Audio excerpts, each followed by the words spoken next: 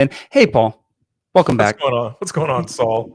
Man, I've just been missing you for like the last 2 months as we've recoordinated our schedules. We have finally come to a new slot in our lives that will help both the algorithm and help you and me. Thursday mornings, 10 a.m. We're going to be talking about local news right here on your social media stream. And we've got a lot to talk about because we've been gone for a little bit. I mean, I think people thought maybe you fired me or something and let Colin take over. That ain't But me. yeah, all right. It's all good, man. I'm glad we're back, and I'm bigger and badder than ever. We've had some people say like, "Hey, where's the Paul and Saul show?" It's harder to Mhm. find now that we've started going live for whatever reason. It should be easier. But go to Midbay News on Facebook or any of your social medias, and we should be streaming the show live every Thursday morning. So set your notifications and make sure you're following.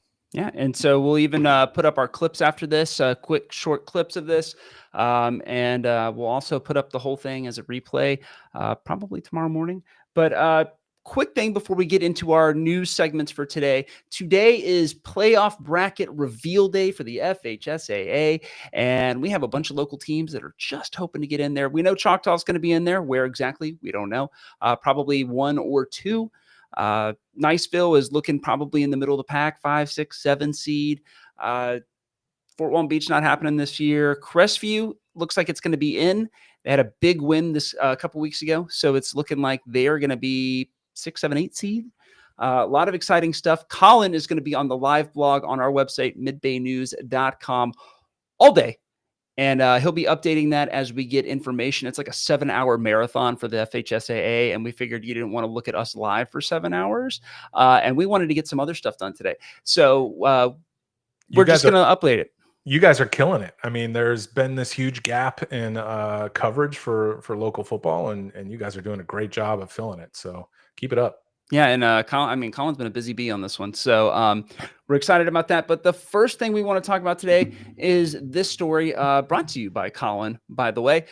Colin talking a little bit more about the bus service in Okaloosa County.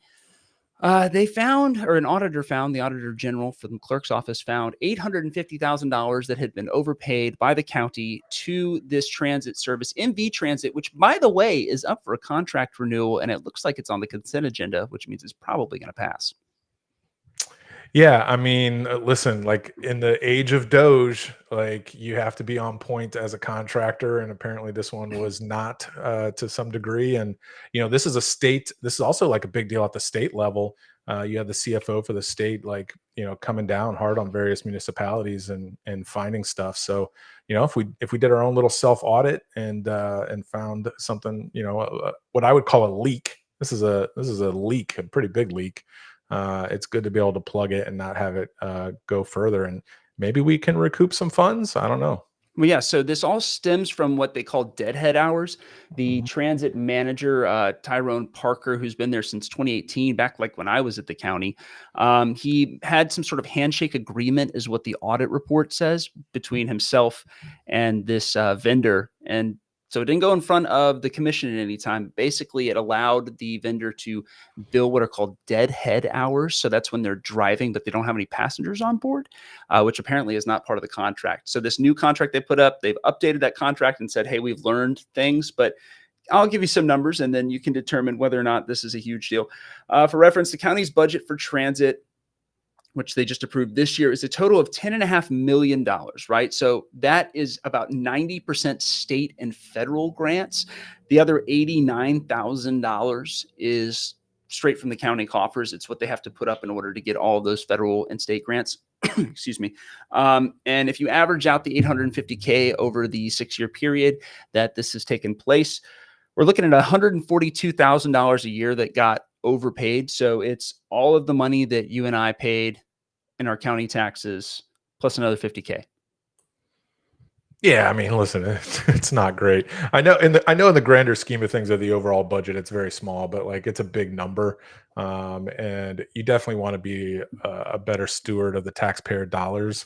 And as a business owner, you got to have these stuff in contracts. So if you're gonna bill it or have a handshake deal, it's got to be in writing and amended.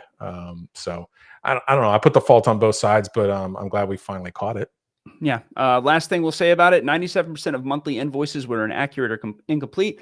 100% of vehicle maintenance was not done. And 50% of employees did not have drug or alcohol testing. So, not In great. my Hey, real quick, in my mind, that's scarier than the 800,000. Yeah. The lack of maintenance and drivers who haven't been properly tested. It's all That's fun even until scarier. a meth head makes it through and a wheel falls off on 85. So hopefully, and I doubt that happened, but that's just the nightmare scenario. So I thought I'd throw it in there. Moving on to another nightmare scenario, the Valparaiso fire chief is now on administrative leave from the city of Valparaiso after three of his lieutenants decided to get together and fire somebody who's made a whistleblower claim against the chief, and then the chief signed off on it. So you'll remember back in, I want to say, July, August timeframe, Fire Chief David Lanier was accused credibly of using the N word in multiple scenarios. As you can tell from the picture, Chief Lanier is not an African American, and so that didn't land super well. The commission decided to suspend him without pay for a week after they substantiated those allegations. Now he's back on administrative paid leave while they investigate, or the labor lawyers investigate, whether or not he terminated this firefighter David Rodriguez, and did it to retaliate. Well, I mean, you've been all over this story, and we've talked about it like a lot of times. Think I think eventually the right thing is going to happen. It's going to take longer than you or I, or maybe the general public, think it should. But it's clearly going through a process that feels like, to me, is going to end with yet another search for a fire chief. Yes. So So the fire department, Valp Fire Department, became independent from Niceville once again in April. Chief Lanier is their second chief. The first chief was kind of a contract chief, but eventually decided that he and the city didn't see eye to eye, so he dipped out. That left Chief Lanier in the driver's seat, and he's been there since, I think, June. So we're looking at 5 months in the driver's seat. Had a couple of these incidents already. Not a great look. And as of yesterday, I checked in with people close to this case. They say nothing has happened. Everybody's still on paid admin leave, though that could have changed in the last 16 hours. sure, yeah, I just think the city of Valp is a bit of a mess. It's been a quiet mess for a long time, and now the flashlight is being shown in on some of the dark areas. And um, I own property in Valp. I really want Valp to succeed. There's a lot of great things about the community. It's just been a legacy of kind of poor political mistake and city management over time. There's a lot of people, great people, that are sitting on the council. There's a lot of great people that work for the city of Valp. Just seems like we haven't been able to put it together for a while. Well, I'd be curious to know your opinion as a developer, right? Like when you see stuff like this, does this affect your, my granddad always told me, like, buy low, sell high, right? And so like when you have stuff like this, does this incentivize you to like buy more property with the understanding that it can't be like this forever?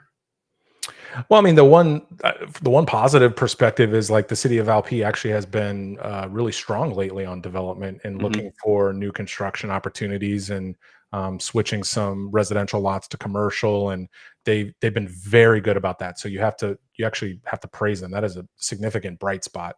I have had great success partnering with them and getting things done. With partners and we have a 12 unit apartment complex that we built brand new, just up from Doc's Oyster Bar, and we built another small little neighborhood of starter homes, 2 bedroom, 2 bath, affordable housing, in Valp as well. So they've been great when it comes to development and being open to new things. So I personally haven't been shying away from it, but I'm sure some others would have. I mean, they've had some issues with infrastructure, with water. They're the highest millage rate for taxes of anywhere else in the area, and they probably offer the least amount of Less. services Yeah. maybe than the other municipalities. And so, yeah, I think there's a lot of great people, and they're trying to get it to head in the right direction. And there's just been a series of false starts, and the fire department is just a perfect example of that. Yeah. And so moving into Fort Walton Beach, another city that obviously we're covering. They had two big things that come out of their city council meeting that I think that you would provide a really good insight on. Unanimous approval of a $7.5 million loan to expand the Preston Hood athletic complex that they have there, I think off of Hollywood Boulevard, if I'm not mistaken. It's been a little bit since I've been down to that part of town, but they want to do things like add a 2,000 square foot kind of like office building, operations building, restrooms. Of course, you got to do pickleball courts because everybody does pickleball courts. If you don't build a pickleball court, it's actually illegal to build anything in Florida now. It feels like it. You have to do it. It's part of state law. Multi-purpose turf fields, and then about 200 parking spaces. Cool thing though is that they paid off a loan on an irrigation loan early, so they had about $300,000 of working capital to use a year. The Tourism Development Council brought in another $400K a year. So basically, they're getting this thing for money they didn't think they had, and then money that comes from somewhere else.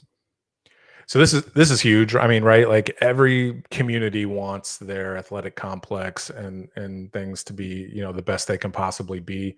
I think this is an absolutely fantastic news story of a city government being run pretty well. To be able to pay off loans early and then go after future goals more quickly. It's also a great representation of working with the county and the county resources, with the TDC funds and infrastructure funds. I mean, we are blessed in this area to have the half-cent sales tax and have tourists basically pay for a good chunk of our infrastructure, the updating of our schools and city complexes. So yeah, I think this is a fantastic story. And I think like for the most part, like this is what the municipalities in Okaloosa County are experiencing. A lot of it since COVID, right? We had this influx of people. We had a lot more money hit the coffers on the half-cent sales tax than was expected. And so we're reaping the benefits now a few years later of like a lot of those projects being paid off early and being able to start these infrastructure projects sooner than we originally anticipated. So I think this is fantastic. Yeah. And so, like you said, we talked a little bit earlier about the population. So we have about 220,000 people. In the last 5 years, according to the Census Bureau, I just looked it up, we've gained about 10,000 people throughout the county, which doesn't seem like a ton, but when you're growing 4% every couple of years, that's pretty big. Yeah. And you got to put those people somewhere. You got to give them something to do. You don't want these youths getting in trouble. So you got to give them places to hang out and things to do and teams to be a part of. So big win. Other thing out of City Hall in Fort Walton Beach is that they have a new voting proposal. So the NAACP, there we go. Too many A's. The NAACP put a voting proposal in front of the city council. NAACP President Cebu Williams basically wants to take the city, and instead of having everybody they can run for any seat that they'd like to, split it up into 4 geographic positions, make 3 at-large seats. So everybody in the town, if you live in East Fort Walton Beach, you can run for 1 geographic seat, and then you can run for one of the 3 at-large seats.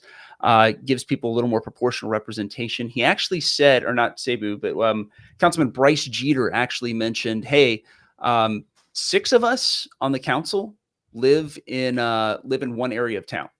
And he's like, how do we do that? How do we make sure that all parts of town are getting some love, making sure they're all being, fairly represented? So potential or positive initial reaction from the council on this one, even though somebody's going to lose their job. So I may go against the grain here, but I really like this idea. I think this is how the county sort of does it, right? We have districts and that representative has to live within that district to be able to run. But then they vote. Be elected. So we got to be elected because, for example, there are people on the commission that didn't live in the district where they ran until they won. And they moved there. Yeah. Fair enough. So I think at a local level, this really works. I mean, we've seen it at the state and federal level turn into gerrymandering, in both sides of the political, just had that this week. Persuasion have taken advantage of that. But yeah, I think at a local level, this makes a lot of sense. Yeah. So I'm on board with that change, and I think Councilman Jeter is spot on. Like there's a problem when the majority of the board lives in one neighborhood, and no matter as how well you want to be objective and not have a conflict of interest, there's going to be a natural pull because you're just going to see more problems in the Yeah. neighborhood that you live in. So yeah, I kudos to them for considering this. Good on the NAACP on coming up with the idea. I don't always agree with their ideas, but I think this one at a local level makes a lot of sense. Yeah, and I kind of wanted to extrapolate this and be like, how would this look in Niceville? So Crestview is the only city that does this right now. They had a huge charter overhaul in 2018. I mean, they changed a ton of stuff, and this was one of them to add this. And just from the outside looking in, Crestview seems to be a much better run city in the last 6 years than it was for the first 100. And so they're getting a lot of stuff done. They're able to, revitalize their downtown in a real way. People are, really participating more actively. But I wanted to see geographically, like, hey, where are people living in different parts of town in Niceville? And we actually, for the most part, have this. There's 2 council people that live in the same neighborhood. But other than that, I mean, they're almost equally split. The other 4 and then the mayor are pretty equally split throughout town. The only part of town that doesn't have somebody is my area, Deer Moss Creek, but that makes a lot of sense because that's a lot of people that are probably newer to the area. There's not a ton of people that have been Yeah. established in Deer Moss Creek for Niceville for 30 years. And typically when you have somebody run for city council, they've been here for a minute. So Yeah, I think Niceville's a little different just because Niceville's fairly compact. mhm, And there's actually people that think they live within the city limits that don't, that are actually in the county. yeah. So it's a little bit tougher to like slice Niceville up into, districts and try to pull your city council people from there. But I'm glad to hear that you did the research and that it seems like it had naturally occurred anyway. So that's Yeah. pretty amazing. What a happy accident. Yeah. So Yeah. fun. Well, moving up to the north end of town, Pineview, newest school in Okaloosa County, the first school Okaloosa County School District will have built since 2008 or opened since 2008 is has appointed its new principal. Dr. Kelly is going to be over there. Dr. Donna Kelly. She is also the recipient of let me say this exactly correct. One moment, please. It is one of the 43 principals in the USA to receive the National Distinguished Principal Award. So she's coming off a great year over there at a school. I think it's in Fort Walton Beach is where she's coming from. Going to be opening up this K-8 school. So think of it as like Lewis. Lewis has the same format. And I think that's pretty cool, man. I mean, this is, of course, like we said, the first school in, I don't know, almost 20 years to be built. And we Yeah, need it. we definitely need it. So, there's definitely a bifurcation within Okaloosa County between the north part of the county and the south part of the county. And it's very clear that the north part of the county is where we're going to see the majority of the growth. So this is smart planning. I don't know how quickly the school will be completely filled up, but obviously Crestview and the surrounding areas north of it are where growth is happening. And I think in even some of the southern parts of the county, the schools are kind of getting smaller and seeing Mhm. smaller numbers. So yeah, this is smart. This is exciting. This is awesome. Donna Kelly is obviously a rock star. And it's going to pull a lot of good teachers because good teachers like to work for a strong leader and good teachers love to work at a new school. Yeah. So I think there's going to be a lot of people clamoring. There's probably a lot of people, commuting from Crestview and teaching in Niceville and teaching in Destin. So I think this is going to be a move that sort of like rejuvenates a set of teachers, and it's always exciting to do something new. So I'm sure Donna Kelly's going to hit it out of the park and is going to have a great staff. And I think this is a really interesting build as well because it's located on the Southwest Crestview bypass. It's not like on the far north part of town where you see a ton of growth, but it's going to relieve some of that pressure on those other schools like Davidson. It's going to allow those schools to have fewer kids there, right? Because like you said, we have very rapid growth in the north end. This is going to kind of absorb. It's almost like when you have like a saturated sponge and you get another like something to like sop up all the extra water. That's kind of what it feels like right now. And it feels like that's kind of where we are as a district right now, is like making sure that we just have enough places, especially in the north end, just to put these kids. Now we need more jobs up there so that people aren't heading south on 85 all the time. And so, with Williams coming in and everything that's going on at Shoal River Creek there, like, I think the future is bright. We just need to continue to bring in more industry and more jobs to the northern part of the county and relieve some of the traffic on 85. And I think that's where you're going to see the growth for the next 20 years. Yeah. Finally, a happy story. I want to end on happy stories because I'm tired of feeling depressed. And Niceville's Good Neighbor of the Month for this month is Susie Green. Susie is the person in charge of all the concessions at Niceville high school football games. So she's great, because I would have died of heat stroke 14 times without her. Thanks for the Gatorades and the waters that you provide. But she does more than just provide that stuff. She coordinates all of the volunteers and she does all the logistics, which is got to be gargantuan, because I bet you they're doing thousands and thousands of dollars of Nerds gummy ropes and Gatorades and hot dogs every week. Well, I think Colin rated the hot dogs at Niceville's games as like number one hot dog. Number one hot dog. So definitely Susie's doing hot dogs right, but she's doing a lot more right too. So congratulations, Susie, on being Niceville's good neighbor. You do a lot of great work.